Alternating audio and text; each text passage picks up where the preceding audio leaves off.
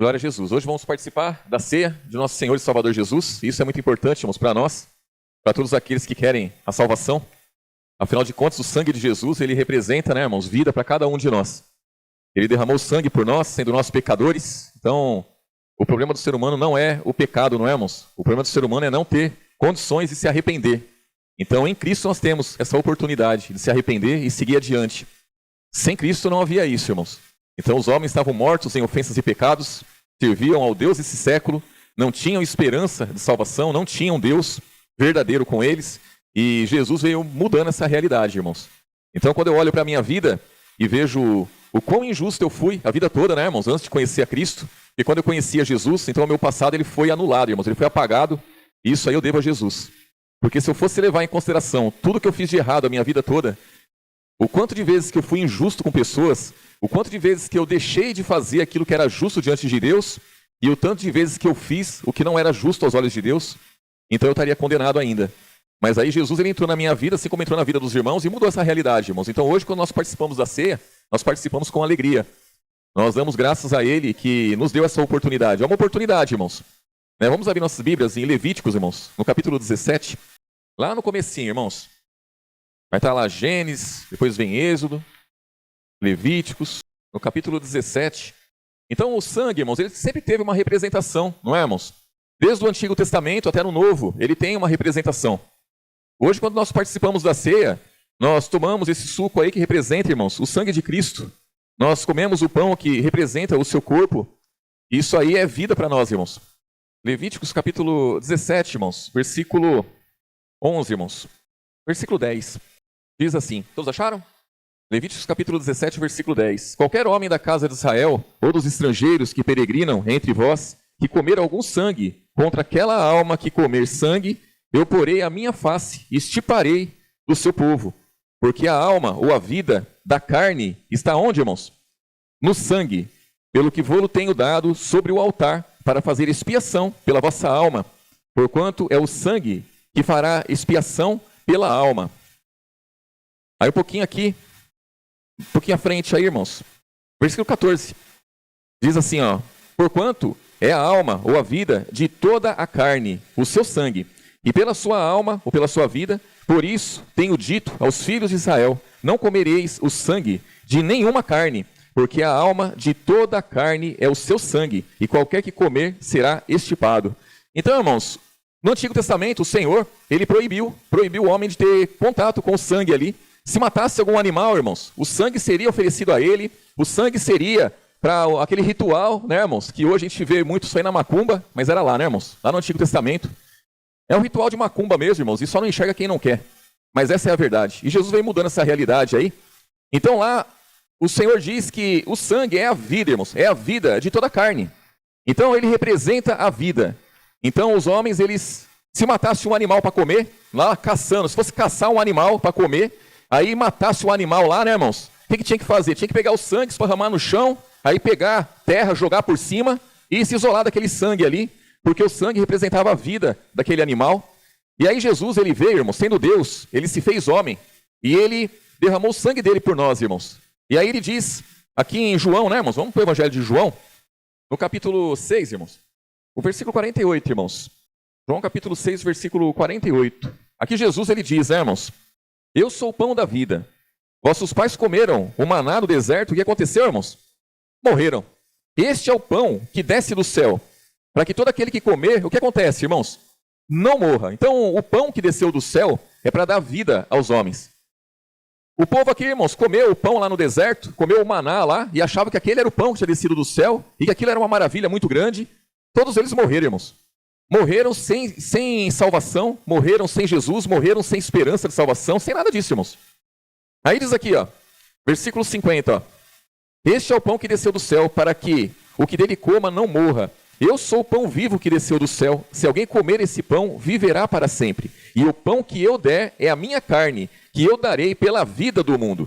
Disputavam, pois, os judeus entre si, dizendo, como nos pode este dar da sua carne a comer? Jesus, pois, lhe disse, na verdade vos digo, que se não comerdes a carne do Filho do Homem e não beberdes o seu sangue, não tereis vida em vós mesmo. Quem come a minha carne e bebe o meu sangue tem a vida eterna, e eu ressuscitarei no último dia, porque a minha carne verdadeiramente é comida, e o meu sangue verdadeiramente é o que, irmãos? Bebida. Quem come a minha carne e bebe o meu sangue permanece em mim, e eu nele. Assim como o Pai que vive me enviou e eu vivo pelo Pai, assim quem de mim se alimenta também viverá por mim. Este é o pão que desceu do céu, não é o caso dos vossos pais que comeram o maná e morreram. Quem comer este pão viverá para sempre. Ele disse essas coisas na sinagoga, ensinando em Cafarnaum. Então, disse isso aqui abertamente ali, irmãos, e o povo ali aceitou numa boa, irmãos? Lógico que não, porque Jesus ele veio mudando uma realidade. Imagine que se sabe que o sangue de toda carne é a vida daquela carne. E que não podia tomar aquele sangue, não podia comer aquilo, tinha que ser oferecido ao Senhor, tinha que ser usado para ritual. E aí, de repente, chega Jesus e fala, olha, se vocês não beberem o meu sangue, vocês não têm parte comigo, mas se vocês beberem do meu sangue, vocês vão ter vida, e vida eterna. E nós sabemos, irmãos, pela palavra, nós entendemos que esse sangue de Jesus, ele nos purifica de toda iniquidade, irmãos. Imagine que todo pecado que o homem comete, o pecado ele gera morte, irmãos. O pecado ele gera morte. Se o homem não tiver esse sangue derramado sobre ele, se ele não se alimentar da carne de Jesus, não se alimentar daquilo que é do alto, irmãos, ele está morto. Ele está mal, não é, irmãos? Então nós temos essa oportunidade, irmãos, e nós temos que aproveitar o entendimento que nós temos. Nós temos que viver aquilo que nós cremos. Nós temos que entender, irmãos, entender perfeitamente qual é a vontade de Jesus para cada um de nós. E ensinar isso aí aos outros, e levar isso aí adiante, irmãos. As pessoas participam da ceia em todos os lugares aí, irmãos. E muitas denominações aí participam da ceia, eles não sabem nem o que eles estão fazendo. Eles não sabem nem o que representa de verdade o sangue de Cristo. Eles não sabem nem qual é a diferença do sangue que era derramado lá no Antigo Testamento e o sangue que foi derramado no Novo Testamento. Eles não sabem que o sangue de Jesus consagra um novo concerto. E eles desvalorizam o novo concerto, porque o novo concerto, o Novo Testamento, não tem aquilo que agrada a carne de ninguém, irmãos. Então o Novo Testamento ele vem ensinando uma nova conduta, ele vem ensinando uma nova doutrina, ele vem conduzindo pessoas a um curso, mas não é o curso do mundo, é um curso que leva ao céu. É um curso que leva ao paraíso para aqueles que morrerem antes da vinda de Jesus e for aguardar por ele, irmãos. E como foi dito esses dias, irmãos, quando cada um de nós que morrermos antes da vinda de Jesus, nós vamos para o paraíso e vai ser cansativo aquilo lá, irmãos? Vai ser cansativo aquele lugar? Irmãos, a palavra fala que é como não abrir e fechar de olhos. Qualquer um de nós que for para o paraíso, irmãos, vai ser uma maravilha. Jesus vai vir muito rapidamente. É cansativo enquanto nós estamos nesse corpo aqui, irmãos, nesse mundo de trevas.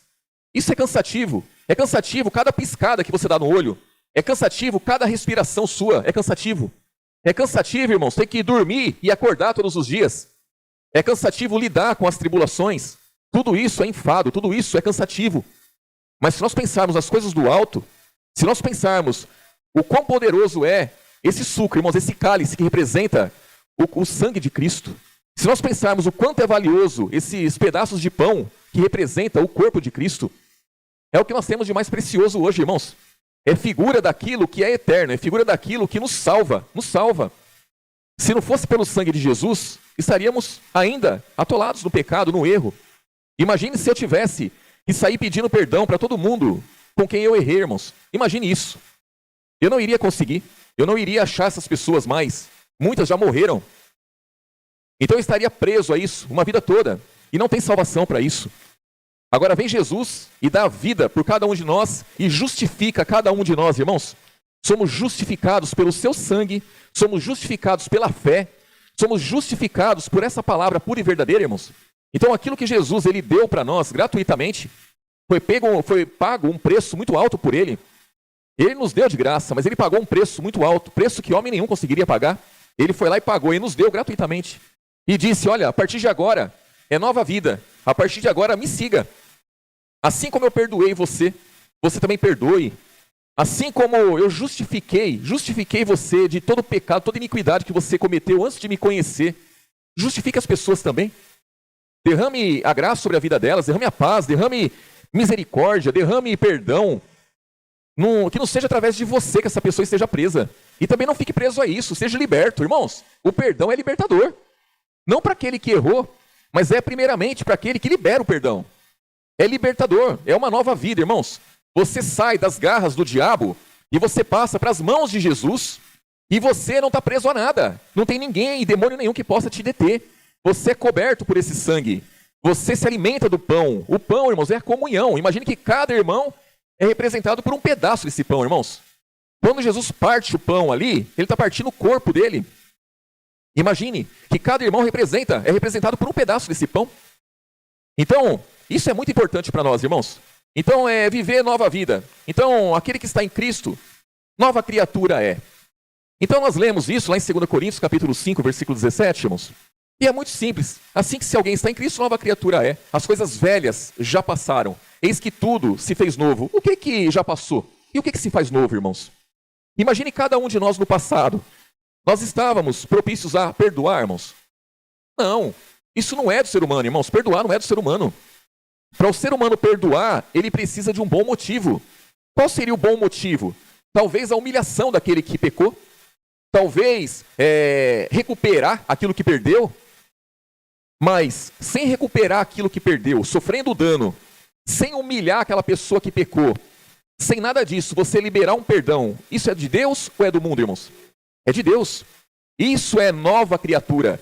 Nova criatura eu sou. As coisas velhas já passaram. O coração endurecido já passou. O desejo de vingança já passou. Não aceitava, sofreu dano, já passou. Hoje eu tenho que aceitar, sofrer o dano. Porque nós vamos sofrer o dano, irmãos. Eu fiz o bem uma vida toda. Não vou mais fazer o bem. Está o inverso. Está inverso do que a palavra diz. Nova criatura eu sou. Então, se antes eu tinha dificuldade de fazer o bem, eu não aceitava o dano, hoje não. Hoje eu já tenho que entender que o dano faz parte. Porque Jesus, ele sofreu todos os danos que nós podemos imaginar, irmãos. Imagine que a palavra fala que ele, sendo Deus, ele não teve por usurpação ser igual a Deus, mas ele aniquilou-se a si mesmo. Opa, então, se ele aniquilou-se a si mesmo, ele já sofreu dano já. Ele saiu da glória e veio tomar a condição humana. Veio como homem nesse mundo. Que dano maior que esse há, irmãos? Imagina, é a mesma coisa que você está numa casa confortável, com ar-condicionado, em todos os cômodos, e tudo lindo, maravilhoso, aqueles móveis espetacular, aquele colchão maravilhoso, cobertor e edredons e tudo maravilhoso. E ali você não passa frio, você não passa calor, e ali você está tranquilo. Aí você se submete a ir morar num barraco com as telhas toda furada, e quando chove, chove mais dentro que fora, quando tem frio é gelado, e quando tem calor é um túmulo de quente. E você se sujeita a isso. Isso não chega aos pés do que Jesus se sujeitou, irmãos. Porque ele saiu da glória dele e veio a esse mundo. Então ele sofreu tudo isso por amor de cada um de nós. Imagine eu hoje, olhando para a minha vida antes de Cristo, e olhando para a minha vida hoje, irmãos, eu tenho que dar glória a Deus, eu tenho que realmente falar, não, eu tenho que ser imitador de Cristo. Então, sofrer o dano, irmãos, faz parte da nossa carreira, faz parte. Vale a pena? Irmãos, vale muito a pena. Vale muito a pena, muito mesmo. Perdoar vale a pena? Demais, demais, irmãos. Exercer misericórdia vale a pena? Vale muito a pena. Muito mesmo. Então, nós estamos aqui em João capítulo 6, né? Versículo 60 agora, irmãos. Muitos, pois, dos seus discípulos, ouvindo isso, disseram, duro é este discurso. Quem pode ouvir? E aí eu pergunto para os irmãos. Para eles, lógico que foi difícil, irmãos. Para eles foi difícil. Imagine que no Antigo Testamento diz que você não podia comer sangue nenhum. E aí Jesus fala assim, aquele que não comer da minha carne, não beber do meu sangue, não tem parte comigo. Imagine um homem ali comendo carne humana, irmãos. Comendo carne humana, tomando sangue humano. Então é um absurdo para eles ali. Aí eu pergunto para os irmãos, isso é escândalo para nós hoje? Lógico que não. Esse ensinamento para nós, irmãos, não é escândalo mais. Hoje nós entendemos perfeitamente o que representa o sangue de Cristo. Nós sabemos muito bem o que representa a sua carne. E aí diz aqui, 61. Sabendo, pois, Jesus em si mesmo que os seus discípulos murmuravam a respeito disso, disse-lhes, isso vos escandaliza? Que seria, pois, se visse subir o Filho do Homem para onde o primeiro estava? O Espírito é o que vivifica, a carne para nada aproveita. As palavras que eu vos disse são Espírito e vida. Mas há alguns de vós que não creem, porque bem sabia Jesus desde o princípio quem eram os que não criam e quem era o que o havia de entregar. E dizia, por isso eu vos disse que ninguém pode vir a mim, se por meu Pai não for concedido. Desde então, muitos de seus discípulos tornaram para trás e não andavam com ele. Então disse Jesus aos 12, quereis vós também retirar-vos? Respondeu-lhe, pois, Simão Pedro, Senhor, para quem iremos nós? Tu tens as palavras de vida eterna, e nós temos crido e conhecido que tu és o Cristo, o Filho de Deus. Respondeu-lhe Jesus: Não vos escolhi a vós os 12, e um de vós é um diabo. Isso dizia ele de Judas Iscariotes, filho de Simão, porque este o havia de entregar, sendo um dos 12. Então os discípulos, muitos discípulos que andavam com Jesus, já não andavam mais com ele, e os 12 resolveram ficar, né, irmãos? Pedro disse: Para quem iremos nós? Tu tens as palavras de vida eterna. Então Jesus, irmãos, representou algo espetacular para esses discípulos aqui, e para nós representa muito. Hoje nós temos uma palavra, irmãos, que é completa. Nós temos uma palavra que nos instrui em cada área de nossas vidas. Uma palavra que ela tem um poder, irmãos, um poder tão grande. Mas o poder dessa palavra, irmãos, está na simplicidade dela. O poder dessa palavra não está nas coisas espetaculares que as pessoas buscam. As pessoas buscam coisas espetaculares nas palavras de Jesus. E, na verdade, o poder dela está na simplicidade, irmãos. É no perdão, é no amor. O poder dessa palavra está na misericórdia. O poder dessa palavra está em o ser humano aprender a padecer, aprender a sofrer o dano. Está em entendermos qual o propósito de Jesus para nossas vidas. Qual é a vontade, irmãos? Qual é a vontade de Deus para nós? A palavra diz, lá em Romanos 12, eu só vou entender qual é a vontade de Deus para a minha vida quando eu deixar de me conformar com esse mundo e ter o meu entendimento renovado. A partir do momento que eu deixo de me conformar com o mundo e tenho meu entendimento renovado, eu entendo o que Ele quer para a minha vida. A partir do momento que eu entendo o que Ele quer para a minha vida, irmãos, então eu sigo por esse caminho, eu sigo nisso. Enquanto eu estiver me conformando com o mundo, eu não vou entender isso daí. Por quê? Porque eu estou em conformidade com o mundo. Eu estou enrolado com o mundo. E quando falo mundo, não é o mundo físico não, irmãos, é o mundo espiritual mesmo. Os demônios, eles lançam setas, dardos inflamados, sugestões, as modas que existem aí no mundo, as pregações que o mundo faz, que o mundo prega em todo momento, irmãos. O mundo dita regras e o ser humano segue por ela. O mundo tem um curso e o ser humano segue por ele. O mundo lança maravilhas e os nossos olhos muitas vezes se enchem com essas maravilhas e as coisas de Deus vão ficando para trás, irmãos. Chega uma hora que, se o cristão não tomar cuidado, ele se cansa. Ele se cansa de seguir após Jesus. Por que se cansa de seguir após Jesus? Porque está se esquecendo o que Jesus quer para nós. E o que Jesus quer para nós, irmãos, a palavra é bem clara, né? Ele quer que todos os homens se salvem e venham ao conhecimento da verdade. Ele quer que os homens venham a se arrepender, irmãos. Se arrepender, para seguir após Ele. Aqui em 1 João, irmãos. 1 João capítulo 1, irmãos, versículo 5. E nós, irmãos, nós sabemos muito bem, né? Como cristãos, nós sabemos muito bem o que é certo e o que é errado, irmãos. Ainda aquelas coisas que a gente não consegue praticar, a gente sabe que é errado. A gente sabe que é errado. Nós sabemos muito bem o que é luz e o que é trevas, irmãos. Nós sabemos muito bem. Então nós temos que ser sempre, né, sinceros diante da palavra, irmãos. Honestos diante da palavra. Ser sempre imparciais diante da palavra. É não tomar partido para a nossa carne. Nós temos que ser. Porque senão a gente se justifica. Falar assim, mas eu não consigo. Irmãos, eu não consigo, está errado. Tem que mudar essa realidade. Eu não consigo. Eu tenho que orar a Deus e mudar essa realidade, irmãos. Eu tenho que entender que eu não estou conseguindo fazer aquilo que é certo eu fazer. Então eu tenho que lutar para fazer. Eu não posso me conformar com isso. E muitos, no decorrer da trajetória, na carreira cristã, se conformaram com isso. Se conformaram com o eu não consigo. E ficaram nisso até morrer, irmãos. E é muito difícil se justificar, irmãos. Se justificar naquele dia, se tivesse condições, né? Porque muitos acham que naquele dia, quando Jesus vier, vai poder ir lá discutir com Jesus. Vai poder chegar lá e questionar ele. Vai poder chegar lá, irmãos, né? E falar, Senhor, mas eu não tive tanta oportunidade assim não. Olha, lembra aquele dia que eu fiz tal coisa? Mas eu fiz por causa disso. Irmãos, não existe isso daí. Naquele dia a palavra fala que ele vai separar dos bodes das ovelhas. Naquele dia, irmãos, ele vai buscar os escolhidos. E não tem mais como ser escolhido naquele dia. Aquele que for um escolhido é um escolhido. O que não for, não é, irmãos. Aqui no 1 João, né, capítulo 1, versículo 5, ó, diz assim: E esta é a mensagem que dele ouvimos e vos anunciamos, que Deus é luz, e não há nele treva nenhuma. Se dissermos que temos comunhão com ele e andamos em trevas, mentimos e não praticamos a verdade. Mas se andarmos na luz, como ele na luz está, temos comunhão uns com os outros, e o sangue de Jesus Cristo, seu Filho, nos purifica do quê, irmãos? De todo pecado. Então ele diz, olha, se vocês não comer da minha carne e não beber do meu sangue, vocês não têm parte comigo. O sangue dele, irmãos, nos purifica de todo pecado. Mas eu tenho que ser participante do corpo, da carne, eu tenho que ser participante do corpo de Cristo.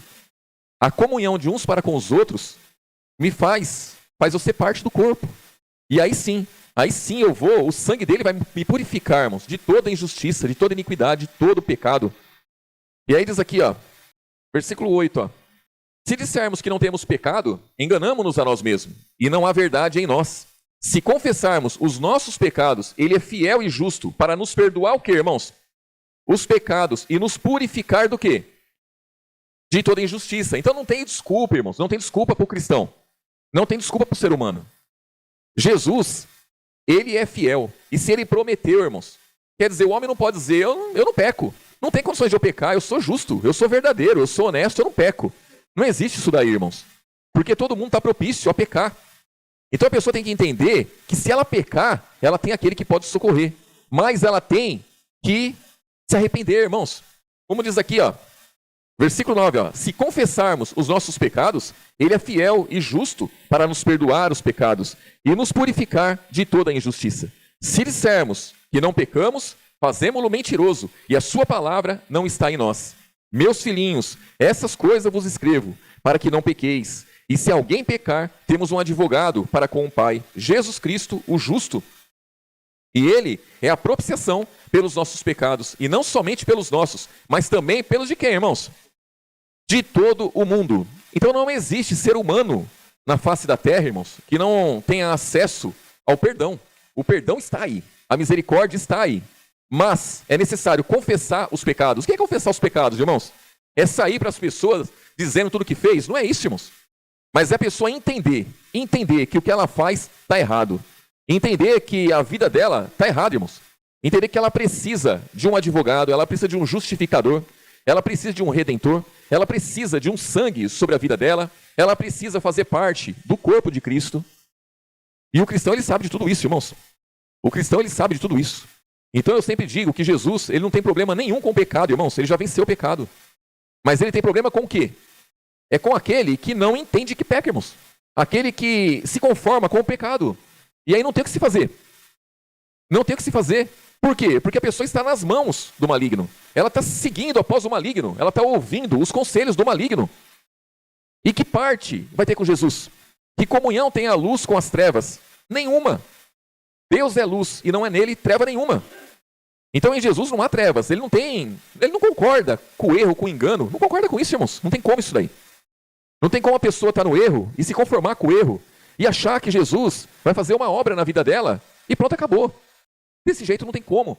Mas a palavra garante que ele é a propiciação pelos nossos pecados e não somente pelos nossos, mas também de todo o mundo. O versículo 3 diz, ó, e nisso sabemos que o conhecemos, se guardamos os seus mandamentos. Aquele que diz, eu conheço, e não guarda os seus mandamentos, é mentiroso, e nele não há o quê, irmãos? Não está a verdade, mas qualquer que guarda a sua palavra, o amor de Deus está nele, verdadeiramente aperfeiçoado. Nisso conhecemos que estamos nele. Aquele que diz que está nele, também deve andar de que forma? Como ele andou. Como que ele andou, irmãos? Como que Jesus andou? Nós sabemos muito bem como ele andou. Quando ele veio ao mundo, ele chegou aqui amaldiçoando o povo? Não. Ele chegou aqui negando perdão aos homens? Também não. Ele chegou aqui, irmãos, fazendo justiça carnal? De forma nenhuma. Quantos homens procuraram ele para que ele fizesse justiça, segundo a vontade deles? Ele falou assim, que tenho eu contigo, que tenho eu com esse problema, que tenho eu com isso. Então ele sempre rebateu isso daí, irmãos. Ele sempre ofereceu a justiça, que é pela fé. Ele sempre ofereceu as coisas do alto. Ele sempre ofereceu uma novidade aos homens. E conosco não é diferente, irmãos. Seguir as pisadas de Jesus, andar como ele andou, também é cada um de nós oferecer uma novidade. Aquilo que é o ser humano é uma novidade. Aos seres humanos naturais, ao homem natural, quando o cristão ele andar como Jesus andou, o cristão vai parecer um banana. O cristão vai parecer esse aí tem sangue de barata. Esse daí, está sendo enganado. É assim, irmãos. É dessa forma. É dessa forma que o cristão vai ser taxado. Por quê? Porque é uma novidade. Ao ser humano, isso aí não é natural. O ser humano ele não aprendeu dessa forma. A natureza humana não é assim, irmãos. Não é assim. A natureza humana ela não sabe sofrer o dano. Ela não sabe isso. Não aprendeu isso de ninguém. O pecado de Adão passou a todos os homens, irmãos. A todos os homens. Então, a partir dali, o ser humano se corrompeu. O ser humano estragou, irmãos. Estragou. Jesus veio consertar. Ele veio mudar essa realidade. Por isso que ele disse para Nicodemos, e ele disse para todos aqueles que querem seguir após ele: morra, nasce de novo para você ter vida em mim. E nós temos realmente, irmãos, temos que nascer novamente, temos que buscar a cada dia esse advogado, irmãos, Jesus, para poder nos defender, Mateus, irmãos, poder nos defender a cada dia e seguirmos, né, irmãos?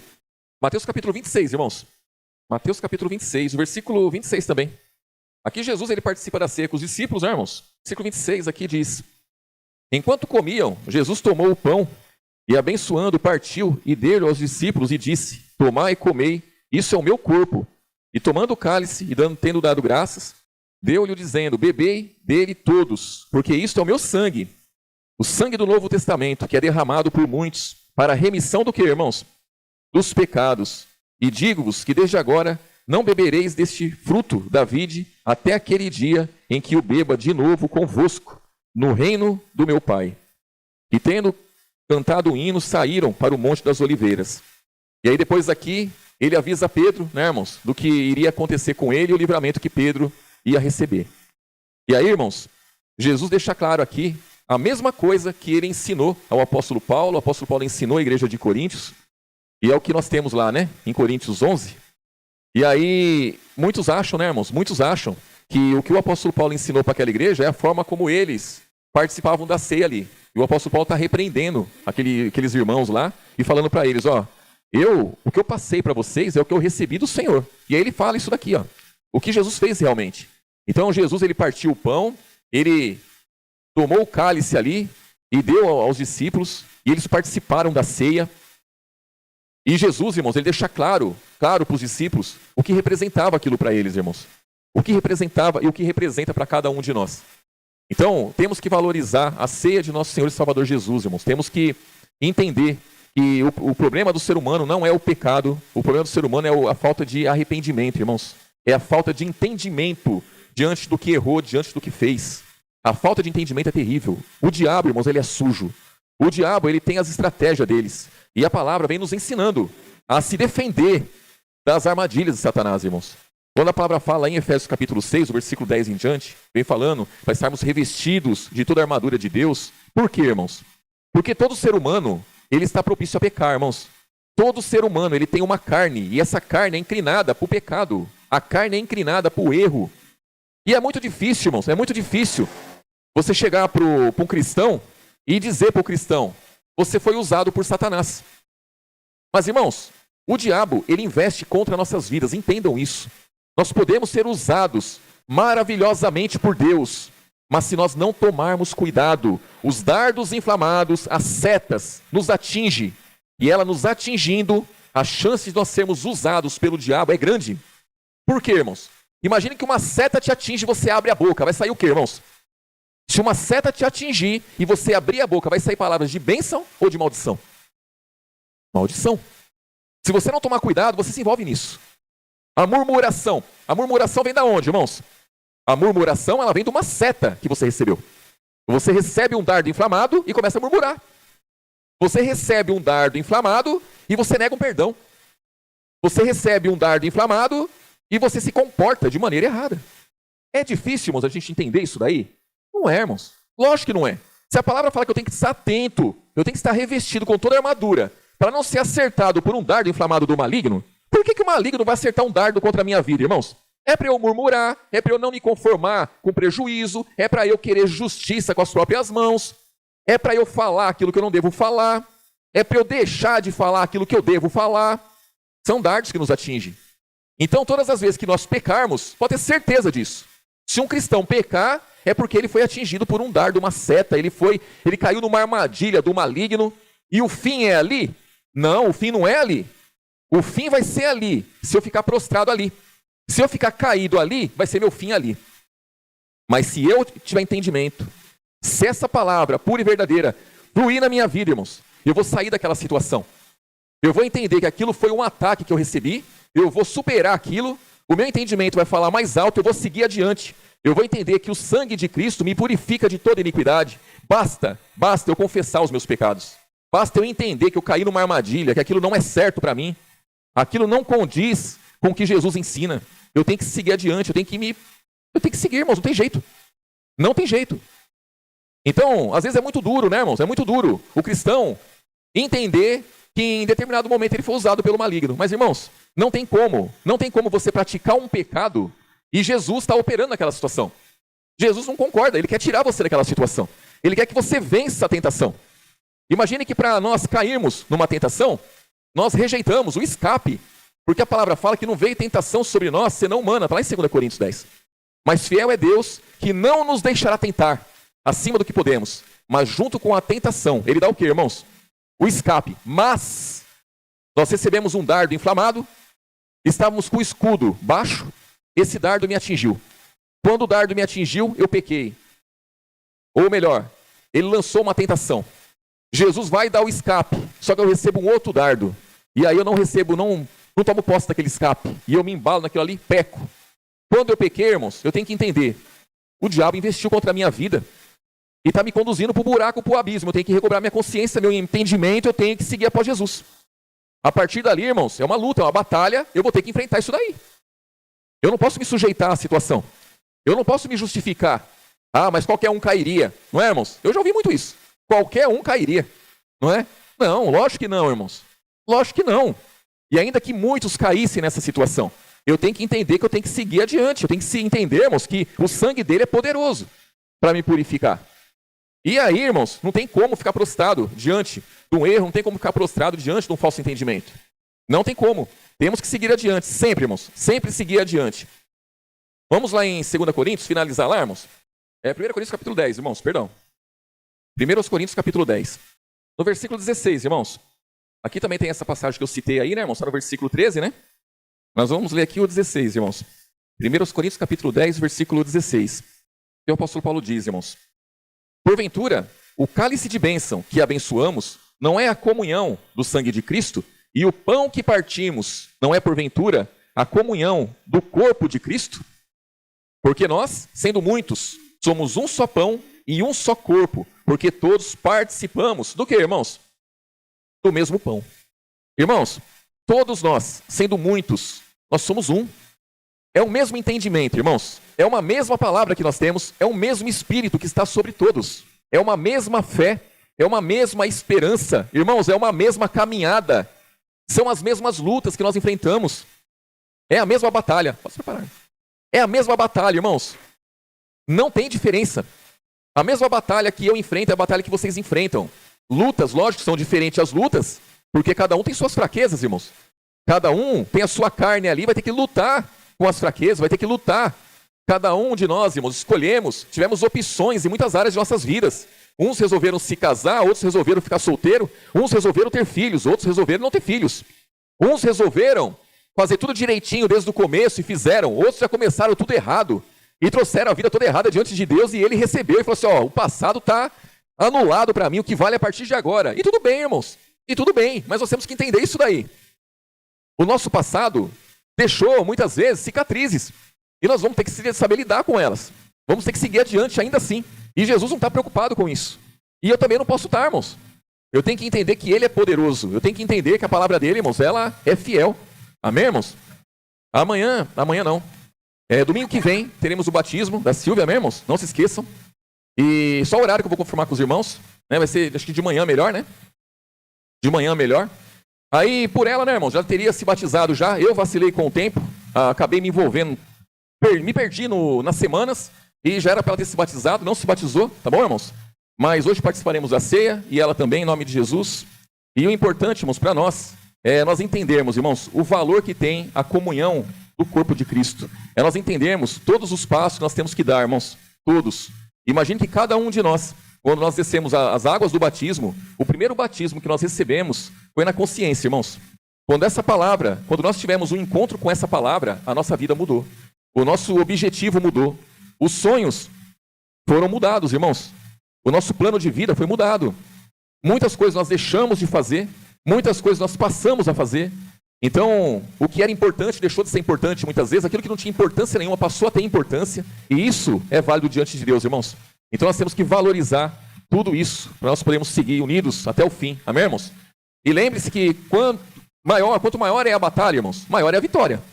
Então, se nós passamos por grandes lutas, pode ter certeza que algo grandioso Jesus tem para todos nós, né, irmãos? Em nome de Jesus.